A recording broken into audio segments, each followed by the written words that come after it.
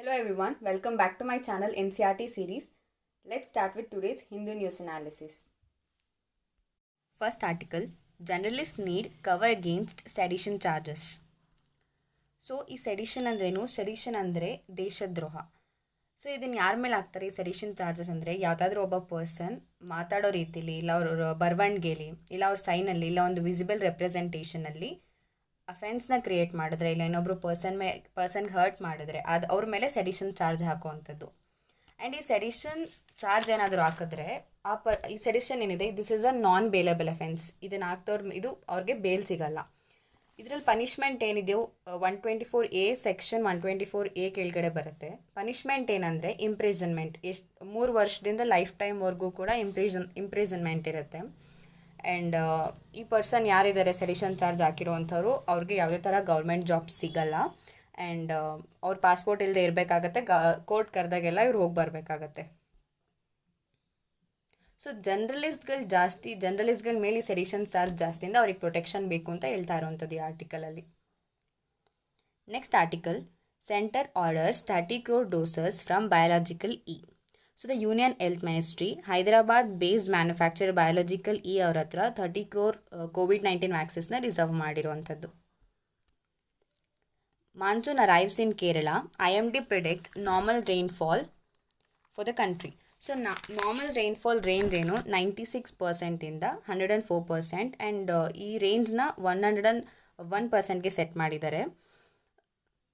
IMD ಬಗ್ಗೆ ನೋಡೋಣ. IMD ಅಂದರೆ ಇಂಡಿಯನ್ ಮಿಟಿಲಾಜಿಕಲ್ ಡಿಪಾರ್ಟ್ಮೆಂಟ್. ಸೊ ಇದು ಮಿನಿಸ್ಟ್ರಿ ಆಫ್ ಅರ್ತ್ ಸೈನ್ಸ್ ಕೆಳಗಡೆ ಬರುತ್ತೆ. ಹೆಡ್ ಕ್ವಾರ್ಟರ್ ಇರೋದು ಡೆಲ್ಲಿಲಿ. And all over the India hundreds of stations, the observation stations ಇದೆ IMDದು. ಆ್ಯಂಡ್ ಅಂಟಾರ್ಟಿಕಾದಲ್ಲಿ ಕೂಡ ಇದೆ. ರೀಜನಲ್ ಆಫೀಸ್ ಎಲ್ಲೆಲ್ಲಿದೆ ಅಂದರೆ Mumbai, Kolkata, Nagpur and Pune. So all over the world 6 regional specialised meteorological ಸೆಂಟರ್ಸಲ್ಲಿ IMD ಕೂಡ ಒಂದು. ಆ್ಯಂಡ್ ಇದು ಎಸ್ಟಾಬ್ಲಿಷ್ ಆಗಿದ್ದು 1875ಅಲ್ಲಿ. ಇದಕ್ಕೆ ಫಸ್ಟ್ ಮಿಟಿಲಾಜಿಕಲ್ ರಿಪೋರ್ಟರ್ ಬಂದು ಫ್ರಾನ್ಸಿಸ್ ಬ್ಲಾನ್ಫೋರ್ಡ್ ಅಂತ. ಮತ್ತು ಫಸ್ಟ್ ಡೈರೆಕ್ಟರ್ ಜನರಲ್ ಬಂದು ಸರ್ ಜಾನ್ ಎಲಿಯಾಟ್ 1889ಅಲ್ಲಿ ಇವರು ಅಪಾಯಿಂಟ್ ಆಗ್ತಾರೆ. ಇದರದ್ದು ಫಸ್ಟ್ ಹೆಡ್ ಕ್ವಾರ್ಟರ್ ಕಲ್ಕತ್ತಾದಲ್ಲಿರುತ್ತೆ. ಆಮೇಲೆ ಶಿಮ್ಲಾಗೆ ಶಿಫ್ಟ್ ಆಗುತ್ತೆ. ಶಿಮ್ಲಾಯಿಂದ ಪುಣೆ, ಫೈನಲ್ ಆಗಿ ಪುಣೆಯಿಂದ ಡೆಲ್ಲಿಗೆ ಶಿಫ್ಟ್ ಆಗುತ್ತೆ 1944ಅಲ್ಲಿ. Next article, 30% PMGKY recipients yet to get grains for May. So ration card ಹೋಲ್ಡರ್ಸ್ಗೆ ಈ COVID-19 ರಿಲೀಫ್ PMGKY ಸ್ಕೀಮ್ ಕೆಳಗಡೆ ಮೇ ತಿಂಗಳಲ್ಲಿ ಸಿಗಬೇಕಾಗಿರುವಂಥ ರೇಷನ್ಸ್ ಇನ್ನೂ ಸಿಕ್ಕಿಲ್ಲ. ಟೋಟಲ್ 79.25 crore ಪೀಪಲಲ್ಲಿ ಇನ್ನೂ 55 crore ಪೀಪಲ್ಗಷ್ಟೇ ಇದ್ರ ಕೆಳಗಡೆ ಸಿಗಬೇಕಾಗಿರುವಂಥ ಗ್ರೇನ್ಸ್ ಸಿಕ್ಕಿರೋದು. PMGKY ಅಂದರೆ ಪ್ರಧಾನ್ ಮಂತ್ರಿ ಗರೀಬ್ ಕಲ್ಯಾಣ್ ಯೋಜನಾ. ಇದು ಯಾವ ಮಿನಿಸ್ಟ್ರಿ ಕೆಳಗಡೆ ಬರುತ್ತೆ ಅಂದರೆ ಮಿನಿಸ್ಟ್ರಿ ಆಫ್ ಫಿನಾನ್ಸ್.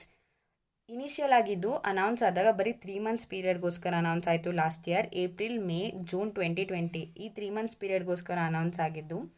ಅದನ್ನು ಲೇಟರ್ ನವಂಬರ್ 2020ವರೆಗೂ ಎಕ್ಸ್ಟೆಂಡ್ ಮಾಡಿದ್ರು. ಇವಾಗ ಮತ್ತೆ ಏಪ್ರಿಲ್ 2021ಅಲ್ಲಿ ಗೌರ್ಮೆಂಟ್ ಅನೌನ್ಸ್ ಮಾಡಿತು ಈ ಡಿಸಿಷನ್ PMGKY ಏನಿದೆ ಅದನ್ನು ಮತ್ತೆ ರೀಸ್ಟಾರ್ಟ್ ಮಾಡಬೇಕು ಅಂತ. Next article, stand at HRC on the Palestine not new India. HRC ಅಂದರೆ human rights commission.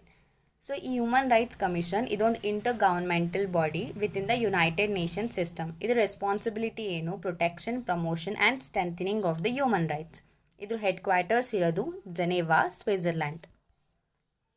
Next article, government advise the split in MNREGA wage benefit. So ನಾವು ನಿನ್ನೆ ಆರ್ಟಿಕಲಲ್ಲಿ ನೋಡಿದ್ವಿ ಮನ್ರೇಗಾ ವರ್ಕರ್ಸ್ಗೆ ಏನು ಪೇಮೆಂಟ್ ಇದೆ ಅದನ್ನು ಕ್ಯಾಟಗರಿ ವೈಸ್ ಕೊಡಬೇಕು ಅಂತ. SC, ST ಮತ್ತು ಅದರ್ಸ್ ಬೇರೆ ಕ್ಯಾಟಗರೀಸ್ ಮಾಡಿ ಪೇಮೆಂಟ್ನ ಡಿಸ್ಟ್ರಿಬ್ಯೂಟ್ ಮಾಡಬೇಕಂತ. ಸೊ ಬಟ್ ಆ ಥರ ಏನಾದರೂ ಪೇಮೆಂಟ್ ಮೆಥಡ್ ಮಾಡಿದ್ರೆ ಅದು ಕಾಂಪ್ಲೆಕ್ಸಿಟಿ ಕ್ರಿಯೇಟ್ ಮಾಡುತ್ತೆ ಅಂತ ಹೇಳಿದರು. ಸೊ ಮನ್ರೇಗಾ ಅಂದರೆ Mahatma Gandhi national rural employment guarantee act ಅಂತ. 1991 PV ನರಸಿಂಹರಾವ್ ಗೌರ್ಮೆಂಟ್ ಟೈಮಲ್ಲಿ ಈ ಸ್ಕೀಮ್ನ ಲಾಂಚ್ ಮಾಡಲಾಗಿತ್ತು. ಈ ಸ್ಕೀಮ್ ಏನಿದೆ ಇದು 100 days guaranteed wage employment provide ಮಾಡುತ್ತೆ ರೂರಲಲ್ಲಿರುವಂಥ ಅನ್ಸ್ಕಿಲ್ಡ್ ಲೇಬರರ್ಸ್ಗೆ. Next article, Uyghur exiles describe torture in Xinjiang. So Uyghur community Muslims community ಇದು. ಸೊ ಚೈನಾ ಅವರು 3 ಜನ ಉಯ್ಗುರ್ಸ್ನ ಈಚೆ ಹಾಕಿರುವಂಥದ್ದು. ಸೊ ಈ ಉಯ್ಗುರ್ಸ್ ಟರ್ಕಿಗೆ ಬಂದಾಗ ಚೈನಾದವ್ರು ಇವ್ರನ್ನ ಹೇಗೆ ಟ್ರೀಟ್ ಮಾಡ್ತಿದ್ರು ಅಂತ ಹೇಳಿದರು. ಸೊ ಈ ಚೈನಾದವ್ರು ಇವ್ರನ್ನ ಹೇಗೆ ಟ್ರೀಟ್ ಮಾಡ್ತಿದ್ರು ಅಂದರೆ ಲೈಕ್ ಅವ್ರಿಗೆ ಅಬಾರ್ಷನ್ ಮಾಡಿಸೋವಂಥದ್ದು. ಆ್ಯಂಡ್ ಅವ್ರಿಗೆ ಕುರಾನ್ ಓದೋಕ್ಕೆ ಕೂಡ ಫ್ರೀಡಮ್ ಕೊಡ್ತಿರಲಿಲ್ಲ. ಇನ್ ಕೇಸ್ ಅವ್ರು ಕುರಾನ್ ಓದಬೇಕಂದ್ರೂ ಕೂಡ ಚೈನೀಸ್ ಎಡಿಷನ್ ಓದಬೇಕಿತ್ತು. ಆ್ಯಂಡ್ ಆ ಮುಸ್ಲಿಮ್ಸು ಬಿಯರ್ಡ್ ಗ್ರೋ ಮಾಡೋ ಆಗಿರಲ್ಲ. ಸೊ ಈ ಥರ ಟಾರ್ಚರ್ಸ್ ಚೈನಾ ಈ ಉಯ್ಗುರ್ಸ್ ಮುಸ್ಲಿಮ್ಸ್ ಕಮ್ಯುನಿಟಿಗೆ ಕೊಡ್ತಿದೆ. Next article, Sri Lanka braces for oil spill from sinking cargo vessel. So ಶ್ರೀಲಂಕಾದಲ್ಲಿ ಆಯಿಲ್ ಸ್ಪಿಲ್ ಆಗಿ MV ಎಕ್ಸ್ಪ್ರೆಸ್ ಪರ್ಲ್ ಶಿಪ್ಪಿಂದ ಆಯಿಲ್ ಸ್ಪಿಲ್ ಆಗಿರುವಂಥದ್ದು. ಸೊ ಈ ಆಯಿಲ್ ಸ್ಪಿಲ್ ಆದರೆ ಮೇಜರ್ ಎಫೆಕ್ಟ್ ಓಷನಲ್ಲಿರುವಂಥ ಮ್ಯಾಮಲ್ಸ್ಗೆ ತುಂಬ ಹಾರ್ಮ್ಫುಲ್ ಆಗಿರುತ್ತೆ ಎಸ್ಪೆಷಲಿ. ಮತ್ತು ಈ ಆಯಿಲ್ ಓಷನ್ ಸರ್ಫೇಸ್ ಮೇಲೆ ಬಿದ್ದಾಗ ಏನು ಮಾಡುತ್ತೆ, ಸನ್ಲೈಟ್ನ ಅದು ಭೂಮಿಗೆ ಟಚ್ ಮಾಡೋಕ್ಕೆ ಬಿಡಲ್ಲ. ಸೊ ಆದ ಕಾರಣ ಏನಾಗುತ್ತೆ, ಡಿಸಾಲ್ವ್ಡ್ ಆಕ್ಸಿಜನ್ ಲೆವೆಲ್ ಡಿಕ್ರೀಸ್ ಆಗ್ತಾ ಹೋಗುತ್ತೆ.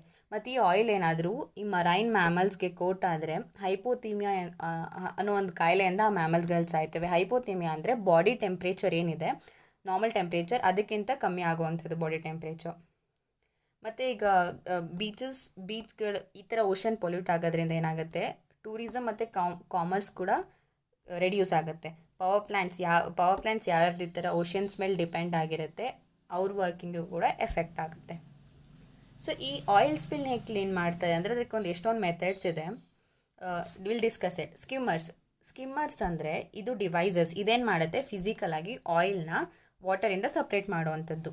ನೆಕ್ಸ್ಟ್ ಬಂದು ಸಾರ್ಬೆಂಟ್ಸ್. ಯಾವ ಥರ ಸಾರ್ಬೆಂಟ್ಸ್ ಅಂದರೆ straw, volcanic ash, shavings of polyester, derived plastic. So ಈ ಸಾರ್ಬೆಂಟ್ಸ್ ಏನಾಗುತ್ತೆ ವಾಟರಿಂದ ಆಯಿಲ್ನ ಅಬ್ಸಾರ್ವ್ ಮಾಡ್ಕೊಳ್ಳುತ್ತೆ. ನೆಕ್ಸ್ಟ್ ಬಂದು ಡಿಸ್ಪರ್ಸಿಂಗ್ ಏಜೆಂಟ್ಸ್. ಈ ಕೆಮಿಕಲ್ ಏಜೆಂಟ್ಸಲ್ಲಿ ಸರ್ಫೆಕ್ಟೆಂಟ್ಸ್ ಇರುತ್ತೆ. ಈ ಸರ್ಫೆಕ್ಟೆಂಟ್ಸ್ ಏನು ಮಾಡುತ್ತೆ ಅಂದರೆ ಈ ಆಯಿಲ್ ಪಾರ್ಟಿಕಲ್ಸ್ನ ಲಿಕ್ವಿಡ್ ಡ್ರಾಪ್ಲೆಟ್ಸ್ ಆಗಿ ಬ್ರೇಕ್ ಡೌನ್ ಮಾಡುತ್ತೆ.